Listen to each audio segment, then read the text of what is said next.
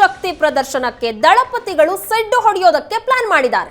JDS ಭದ್ರ ಕೋಟೆಯಲ್ಲಿ alert ಆಗಿದ್ದಾರೆ ನಾಯಕರು. ಜನ ಕಲ್ಯಾಣ ಸಮಾವೇಶಕ್ಕೆ ಕೌಂಟರ್ ಕೊಡೋದಕ್ಕೆ ರಣತಂತ್ರ ಆಗ್ತಾ ಇದೆ ಜೆಡಿಎಸ್ನಿಂದ. ಹಾಸನದಲ್ಲೇ ಸಮಾವೇಶ ಮಾಡೋದಕ್ಕೆ ಜೆಡಿಎಸ್ ಮುಂದಾಗಿದೆ. ದೇವೇಗೌಡರು ಬಿಎಸ್ವೈ ಅನ್ನ ಕರೆಸಿ ದೊಡ್ಡ ಕಾರ್ಯಕ್ರಮಕ್ಕೆ ಪ್ಲಾನ್ ಮಾಡಿಕೊಂಡಿದ್ದಾರೆ. ಕಾಂಗ್ರೆಸ್ ಶಕ್ತಿ ಪ್ರದರ್ಶನಕ್ಕೆ ಜೆಡಿಎಸ್ ನಾಯಕರ ಕೌಂಟರ್ ಇದೆ. ಮಂಡ್ಯ ಬಳಿಕ ಹಾಸನದಲ್ಲೇ ಜನವರಿಯಲ್ಲಿ ಜೆಡಿಎಸ್ ಸಮಾವೇಶ ನಡೆಸೋದಕ್ಕೆ ಪ್ಲಾನ್ ಮಾಡಿಕೊಂಡಿದೆ. ಜೆಡಿಎಸ್ ಕಾರ್ಯಕರ್ತರಿಗೆ ಹೊಸ ಉತ್ಸಾಹವನ್ನ ನೀಡೋದಕ್ಕೆ ಈ ತಂತ್ರ. ಹಾಸನ ಭದ್ರಕೋಟೆ ನಮ್ಮದೆಂದು ಸಾಬೀತಿಗೆ ದಳಪತಿಗಳು ಪ್ಲಾನ್ ಮಾಡಿಕೊಂಡಿದ್ದಾರೆ. ಮಂಡ್ಯದಲ್ಲೂ ಸಹ ಅಭಿನಂದನಾ ಕಾರ್ಯಕ್ರಮ ಇದೆ. ಅದಾದ ನಂತರದಲ್ಲಿ ಹಾಸನದಲ್ಲೇ ಜನವರಿಯಲ್ಲಿ ಜೆಡಿಎಸ್ ಸಮಾವೇಶ ಮಾಡೋದಕ್ಕೆ ಪ್ಲಾನ್ ಮಾಡಿಕೊಂಡಿದ್ದಾರೆ.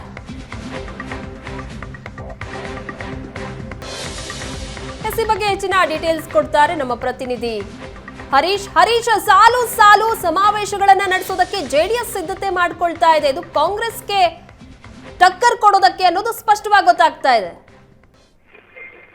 ಪ್ರಗತಿ, ಹಾಸನದಲ್ಲಿ ಇದೇ ತಿಂಗಳ 5ರಂದು ಕಾಂಗ್ರೆಸ್ ಜನಕಲ್ಯಾಣ ಸಮಾವೇಶವನ್ನು ನಡೆಸಿತು. ಜನಕಲ್ಯಾಣ ಸಮಾವೇಶದಲ್ಲಿ ಲಕ್ಷ ಜನರನ್ನ ಸೇರಿಸುವ ಮೂಲಕ ಜೆಡಿಎಸ್ ಭದ್ರಕೋಟೆಯಲ್ಲಿ ಕೈ ಕಹಳೆಯನ್ನ ಮೊಳಗಿಸಿತ್ತು. ಈ ಕೈ ಕಹಳೆಯಿಂದ ಒಂದು ರೀತಿ ಶಾಕ್ಗೆ ಒಳಗಾಗಿರುವಂತಹ ಜೆಡಿಎಸ್ ನಾಯಕರು ಜೆಡಿಎಸ್ ಭದ್ರಕೋಟೆಯಲ್ಲಿ ಈ ರೀತಿ ಕಾಂಗ್ರೆಸ್ ರಣಕಾಳೆ ಮುಳುಗಿಸಿರೋದ್ರಿಂದ ಜನವರಿಯಲ್ಲಿ ಕಾಂಗ್ರೆಸ್ಗೆ ಟಕ್ಕರ್ ಕೊಡೋದಕ್ಕೋಸ್ಕರ ಜೆಡಿಎಸ್ ಸಮಾವೇಶ ನಡೆಸೋದಕ್ಕೆ ಮುಂದಾಗಿದ್ದ ಚಿಂತನೆಯನ್ನು ನಡೆಸಿದೆ. ಜೆಡಿಎಸ್ ನಾಯಕರಾದಂತಹ ಶಾಸಕ CN ಬಾಲಕೃಷ್ಣ ಅವರು ಈ ಬಗ್ಗೆ ಅಧಿಕೃತ ಮಾಹಿತಿಯನ್ನ ಹಂಚಿಕೊಂಡಿದ್ದಾರೆ.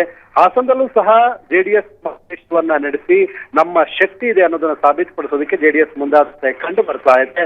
ಈಗ ಉಪಚುನಾವಣೆಯಲ್ಲಿ 3 ಸ್ಥಾನಗಳಲ್ಲೂ ಸಹ ಕಾಂಗ್ರೆಸ್ ಜಯಬೇರೆ ಬಾರಿಸಿ ದಳಕ್ಕೆ ಒಂದು ರೀತಿಯ ಹಿನ್ನಡೆ ಉಂಟಾಗಿದೆ. ಈ ಸಂದರ್ಭದಲ್ಲಿ ಅದರ ಜೊತೆಯಲ್ಲೇ ಈಗ ಜನಕಲ್ಯಾಣ ಸಮಾವೇಶದಲ್ಲಿ ಲಕ್ಷ ಜನರು ಜೆಡಿಎಸ್ ಭದ್ರಕೋಟೆ ಹಾಸನದಲ್ಲಿ ಒಂದು ಸಮಾವೇಶದಲ್ಲಿ ಪಾಲ್ಗೊಂಡು ಶಕ್ತಿ ಮತ್ತು ಸಿದ್ದರಾಮಯ್ಯ ಶಕ್ತಿ ಪ್ರದರ್ಶನದ ವೇದಿಕೆಯಾಗಿತ್ತು ಜನಕಲ್ಯಾಣ ಸಮಾವೇಶ.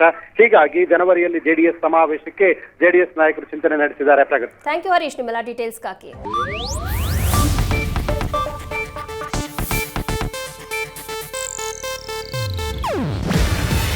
ಇದು ಏಷ್ಯಾನೆಟ್ ನ್ಯೂಸ್ ನೆಟ್ವರ್ಕ್ ಪ್ರಸ್ತುತಿ.